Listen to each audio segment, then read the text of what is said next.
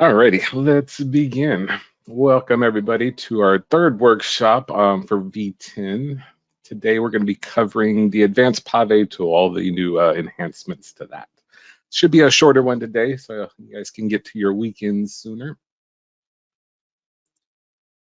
I should have plenty of time for questions after. If you're new to this, or for a reminder for those who've been here, you have a couple of windows over in your GoToWebinar control panel. There is a question section where you can type in questions, and I'll be able to see those and answer those once I have time to look at those. And go ahead and ask as we go. Your microphones are muted, so you'll have to type them in there. There's also a chat box, so if you just want to make comments or say hey or just chat, you can use the chat box for that. So put your questions in the question box and you can chat freely in the other box.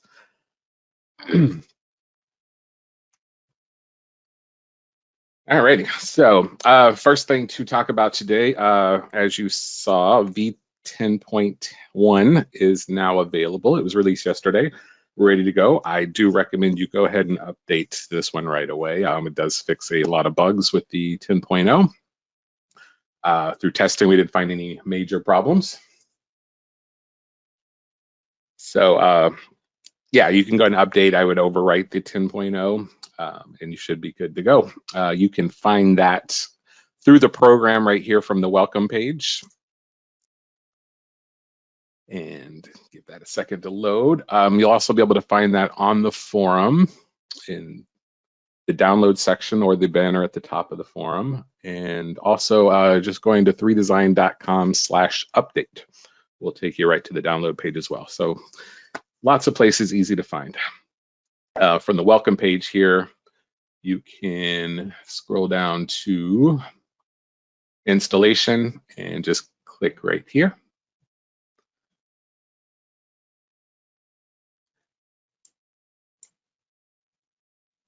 And that is available now, so go ahead and update when you can. So let's jump into today's topic, which is advanced Pave.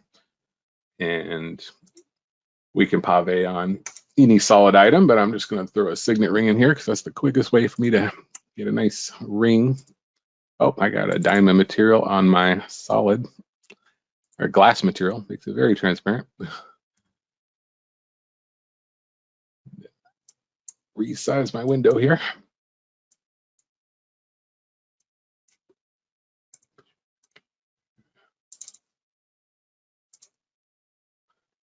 There we go. That's better. We can see it. So this is a quick way just to get an item. I can start showing you the tool. So here in the jeweler's bench, the advanced Pave, it's still there in the same place, same tool. We've just added a lot of new features to make it a little more convenient for you. Mostly visual stuff, just quality of life improvements. So you will see there's a couple more tabs added to the tools inside of the properties here. We still have locations, and now the new tab is stone groups. Preview is still there. Display is the other brand new tab. And you'll find frontiers, inclusions, symmetry, check validity, automatic Pave, all where you found them before. So let's talk about what's new in each tab though. The locations tab, not much has changed, but one big feature here is the diameter increment. So previously, when you create a stone and, for example, you go into edit mode here and you switch over to scale, you're scaling based on the increments in your F12 option. So I have 3 decimal places, so it's scaling thousandths of a millimeter at a time. So it makes it kind of hard to get an accurate stone size that you're actually going to be able to use. So we might put in size increment and lock it to 0.1.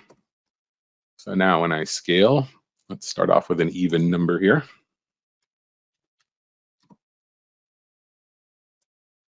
I can scale in those 0.1 increments. So if I need a 1.7,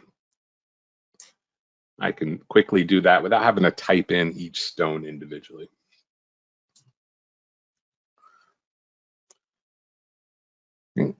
So like I said, not much added to this one, but that's a huge feature. Helps out sizing your stones, make things a little quicker. Let's talk about stone groups. So this is a brand new tab to help organize your pave. As you get into those more extensive paves where you've got hundreds and hundreds of stones, helps to be able to kind of organize them better, more visual, so you can select and see those different groups of stones. So let's get some stones in here. I'm going to go over to Auto Pave real quick and just fill this surface in. Need to set a frontier so I don't do the whole ring. And we'll just do a quick pave with some stones. And let's create some groups. So in the stone group tab, first thing I'm going to do is select my stones. And you can now do this in any tab and select multiple stones with the control key. So you don't have to go through the list anymore and select them individually that way.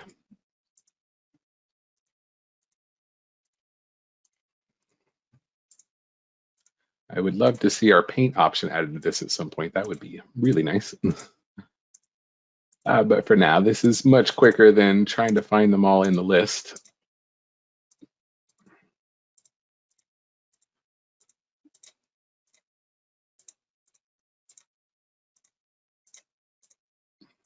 Okay, so I want that to be a group. I'm going to select the ones I want to add to the group and just create a new group with the plus. And there's my first group. So some things I could do with that group first is I can freeze the group. When you freeze stones now in Pave, they will be shown with these little X's on them or pluses. So that way, when I'm moving other things around, I'm not accidentally selecting those or moving them. Or if I'm doing some scaling or something like that, I don't want to scale that group, I can freeze them. And we can also choose the color for that group so we can organize them.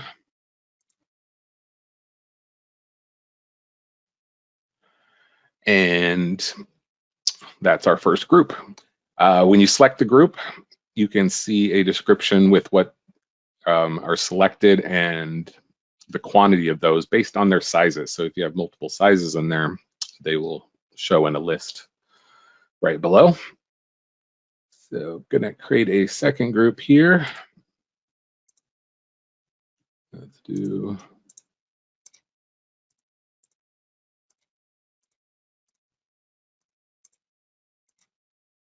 these stones here. And we're going to add a second group. And I'm gonna choose my color. And we see here, I made a mistake. I have missed one of the ones I wanted to add to it. So this is where you have to be a little careful. If I select this one and update the group, it's going to only update the group to be just this one stone. So what you want to do is select the group first. And I like to just switch to a different group and select. So I make sure that these are highlighted and then Control add that to the selection and then update your group. So now we've added that missing stone in there. And real quick, I'll just do one more group for these last three I left behind. Like so.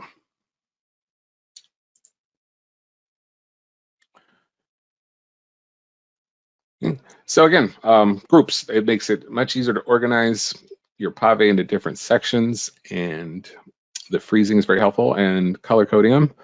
And then selection is just really nice. You can select a group, switch back over to locations. Maybe I want to resize this group. The scaling will work on your multiple selections now. So maybe I want to grab group 2 and scale these down a little. And I've got my increments on, so I know I'm scaling them to normal sizes. And just like that. Okay, so that multiple selection works on scaling and rotation as well as the Z height. We'll talk about that in a little bit. It does not work currently on the move tool. It was something we were testing early on, and it has a problem with multiple surfaces. So right now it's not available. Hopefully we'll get that figured out. Okay, so our preview tab is unchanged. You can select what you want to preview in there, whether it's common stones or your own objects. Remember, Pave can be used on any object, doesn't have to be stones that you use on your placements here. You can turn on always visible and work with the stones visible in the other tabs. And then don't forget about the add to history tree. If you select this, it'll take whatever you have selected in the preview here and go ahead and automatically jewel it for you. You must do that before you validate the first time. You can't go back and do that after you've already validated the tool, since it's a history thing. It needs to take place while you're creating it. Preview tab, or I'm sorry, that was the preview tab, the new display tab. So lots of display options added here. So this is really the meat and potatoes of this update, where you can see a lot of new changes. The first thing you have is your object transparency. So that is the object you are paveing on. That can be very helpful when you're working on a really complex piece and things are in the way, you can't see around corners and things like that. So you can make this as see-through as you want, even pretty much invisible with just the edges showing. I'll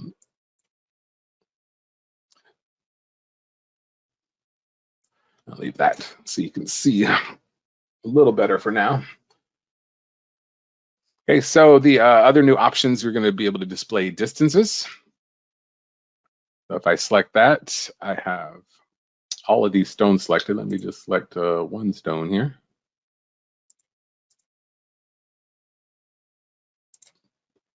Go back into a tab where I can select things. One nice thing about adding these groups and these colors is you notice I can select that little disc in there now instead of having to grab the exact edge. So another advantage of those groups is it does make your selections much easier. Okay. So with distances, you can set some parameters. You want to set the maximum distance displayed. So I want to see everything within a millimeter will show up.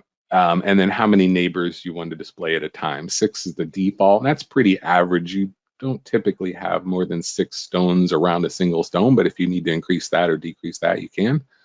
So maybe I only want to show 5 or so on. Okay, and it just displays this little line marker that shows how far they are from each other. And that is live, so if I go into my move tool, helps for placement. Maybe I'm trying to get this lined up to an exact amount and I'm not using my collisions. This is also very helpful if you are using collisions and you want to override those collisions. So you might display the collisions but not have them actually blocking. So sometimes you get those spots where you just can't squeeze that last little stone in that section and you don't want to turn collisions off completely. So you can override that. Helps with scaling as well. As you may be aware, when you're scaling a stone, it doesn't take collisions into account. So you know you can scale it without colliding into your stones. If you are using those collisions, let's turn that on real quick. I'm going to set my 0.2 collisions. And we can display those collisions as well. That's the 4th option down here. So I can see my 0.2 collision amount around each stone and a green, red, or otherwise indicator based on the display distance and the collision selected. So if I'm scaling my stones or moving my stones around and I go too far into those collision areas, I get this bright red display. Collision back. It's hard to explain this one. It didn't show here because I'm not using those. We'll come back to that. We can display the diameter of the stones. So instead of having to go look through the lists and find them that way, it now prints it right there on our stone.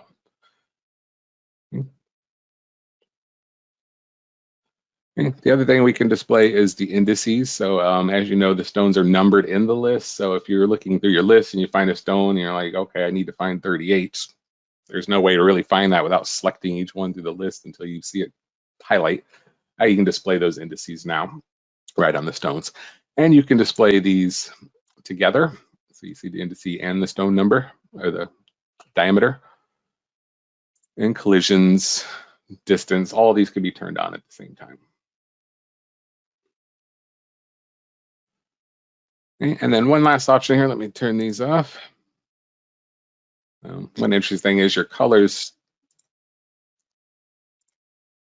will sometimes display with those.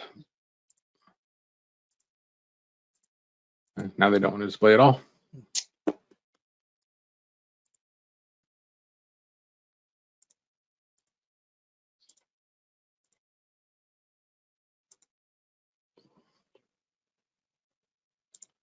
Oh, I turned them all off. That's why. So position colors is another part of the display. You can turn those off. So if you don't want to see those color discs anymore after you've been messing around with your Pave, you can turn those off there. You can also change the transparency of those little discs. So if you need to see through those. And you can also display unassigned position colors. So let's say I have some that are not in a group. Going to, let's remove a few stones here.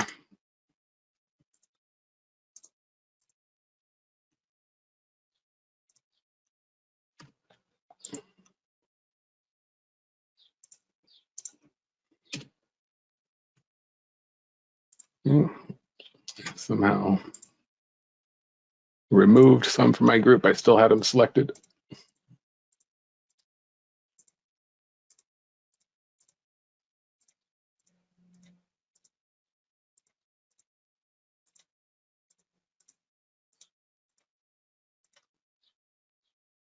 Okay. Update that green group. Let's add some new unassigned stones though.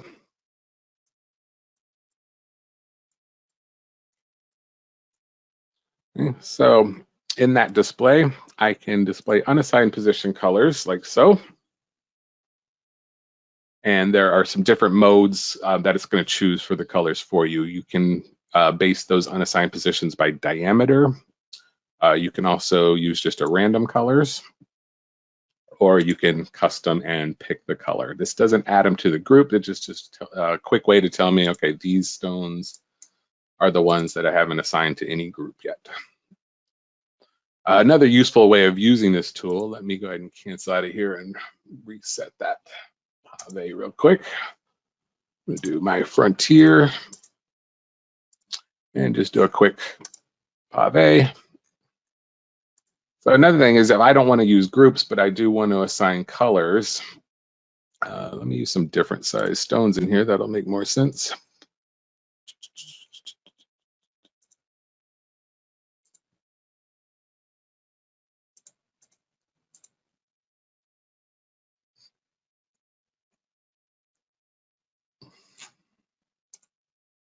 Now, of course, it's not going to give me, let's do a snow setting instead.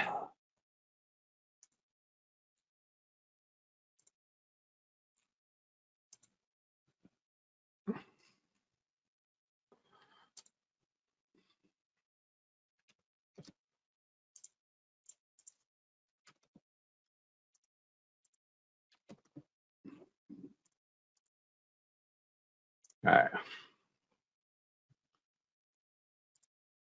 Did give it a lot of stones to choose from, so let's just spread those around.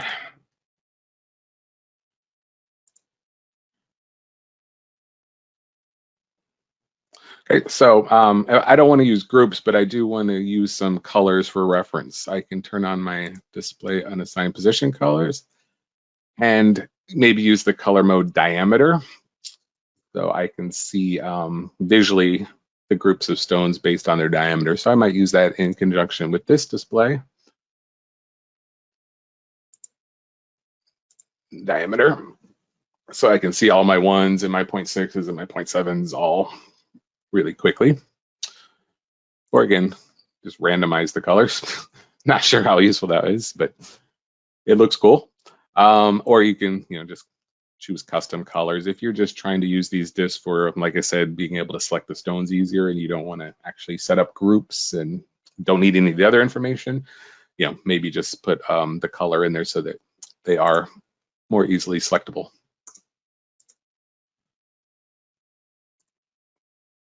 Okay. So like I said, mostly display things, but it gives us a lot more information, makes laying out these really extensive paves easier. The other nice thing is if you're using, for example, your diameter colors with the display on, you might use this in your screenshots for a quicker, easier color map. Maybe you don't want to do a full stone report. You don't need all that. You just want a quick printout so that you can remember what goes, which stones go where.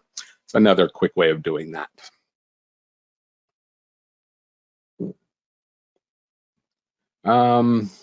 Let's see. Okay, so frontiers and collisions, there is no changes here. The symmetry, you can now add both planar and axis symmetry at the same time.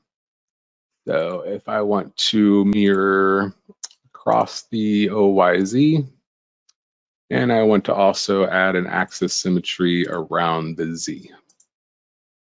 And let's say I want 4 copies. Okay, so as I place my stones, you see it's mirroring both across the plane as well as my revolve copies going around the Z-axis. Okay, you do have to be careful with this type of mirror that you don't cross over itself and have collisions on. So it can make it a little tricky, but you can do some really cool patterns with that. Okay, and check validity, no changes here. That still works the same, as well as the auto paves are all the same. So like the biggest changes are going to just be quality of life improvements, being able to select stones easier, create your groups, and display a lot more information in your paves. I did want to mention with the multiple selection now, you'll notice that the apply modifications to all button is no longer here. And the reason why is because now we can select all our stones. Let me go ahead and put in a bunch of stones again. Okay, it still turns off the symmetry. Don't need that right now. And there is a new select all button. So in our little tools right above the list here, I just click here on the little check mark and it will select all of the stones. And again, I could scale them all at once or rotate them all at once, but also very helpful with the Z.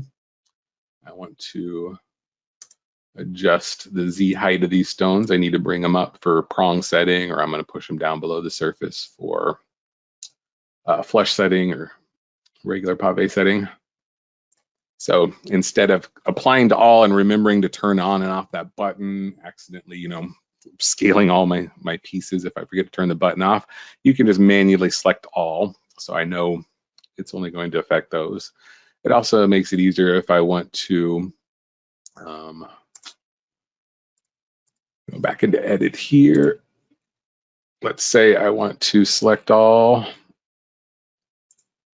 but I don't want to affect these. I can hold Control and remove those from the selection, and then quickly adjust the rest of the group. So little more flexibility by doing it manually this way instead of having that select all button where it always affected all of them, and that was the only way to do all of them. You just do all that through the list now. And like I said, it does work with rotation as well. Let me just show you that real quick. Remember, if you're doing rotations, you can't really see if you're using round circles here, what that rotation is affecting. You can kind of see it now with your displays if you have any numbers and things in there, but I want to see what's actually happening. So I'm going to put, let's say, a trillion in here, or let's do a heart that's a little clearer which direction they're pointing. So all my hearts are facing that way. I want to rotate them. And because I can select all of them, oh, don't forget to turn always visible on. So you can actually see what's turning. And you can do all those on just select groups now, much easier, or you can do of all by selecting the all button. Okay, like I said, short one today. That's really all it is to it. We've got a lot of enhancements to make your Pave layouts a little quicker, easier, a lot more information so you can lay things out quicker.